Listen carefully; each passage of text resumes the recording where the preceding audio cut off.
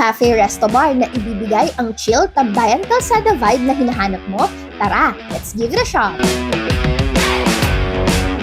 Another creative concept na naman ng cafe ang na-discover natin dito sa South. Dito nga lang yan sa Cafe Calzada sa Barangay Real, Calamba, Laguna. At sobrang natuwa nga ako sa aesthetic ng cafe bar na to, na tunay ngang ibibigay sa'yo ang tambayan vibe. And when you say tambayan, mawawala ba ang food trip? Nagsiserve nga sila dito ng snacks, rice meals, pasta, sandwiches, at coffee. At napaka-quality nga rin ng mga kape nila dito na ginagawa nila gamit ang mocha pot. Nagustuhan ko nga dito ang kanilang coffee caramel na talaga namang must try. At dahil isa nga itong cafe bar, nagsiserve nga rin sila dito ng mga alcohol at masasarap na cocktails. And when it comes to their cocktails, sobrang recommended kong subukan nyo ang kanilang Bloody Mary. At samahan nyo na nga rin ang kanilang crispy sisig para kumpleto na ang tambay nyo. Syempre, hindi kumpleto ang isang tambayan kung walang entertainment. Meron nga sila ditong billiard table na pwede nyong i-rent at every weekend, meron silang band. I-follow nyo na nga rin ang kanilang Facebook page para sa announcement ng mga band group na magpe-perform every weekend. At syempre, hindi ko kakalimutang i-attach ang kanilang menu para sa reference nyo. Kaya ano pang hinihintay nyo? Tara, let's give it a shot! Nandito lang nga tayo sa Cafe Calzada sa Calamba at ito yung mga food na in-order natin. So, meron tayo na itong appetizer nila, itong triple platter. Meron siyang nachos, potato wedge, and cheese stick. Itong buffalo chicken string. Meron din silang sandwich which is ito Clubhouse chicken sandwich.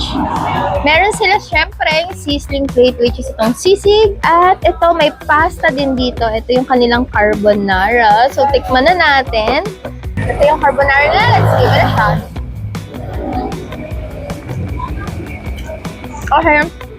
Okay yung pasta ng pagkakaluto ng pasta niya. Sobrang creamy and smoked bacon yung laman niya. Kaya naghahalo siya sa pasta. Okay to. Masarap. Chicken Clubhouse nila. So, meron siyang lettuce, itong chicken, and yes, tikman natin. Let's give it a shot. Ang lutong ng chicken niya sa loob. Ang lutong pa din ng lettuce niya. At yung sauce nila may kakaiba, which is masarap. And nagka-compliment dito sa chicken nila. Tikman naman natin tong platter nila. Ayan. Tikman natin. Itong cheese stick. Ang lalang haba ng cheese stick nila. Tingnan natin pag nasa loob. Whoop. Very cheesy. Give it a shot. Perfect. Para sa ganito, may chill finger food. Okay ito. Okay, so tayo sa potato wedge nila. Lalaki ng patatas nila, ng fries. Hindi siya basta simpleng fries lang. Guys, let's give it a shot.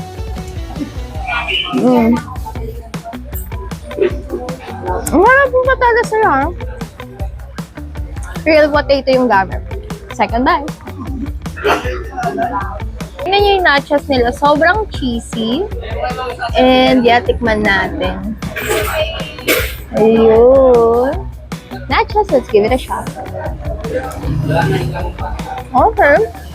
Sobrang cheesy. Seasoned yung sibuyas. Parang wala akong masyadong natikman na sauce. Dito tayo sa part na to.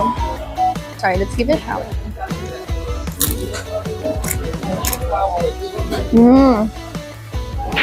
Tomato sauce yung gamit nila. Ang ketchup nila, ay yung mayo nila, hindi siya ganun ka-asim. Masarap. Chicken buffalo, let's give it a shot. Buttery na tomato sauce. Yung lasa, or sweet ketchup. Pero hindi siya yun. Expect ko na buffalo na maanghang or something. Sisig, let's give it a shot. Sobrang lambot ng meat nila. Lasang-lasa din yung savory and yung burnt taste yung kanang pinaglutuan or itong sizzling plate.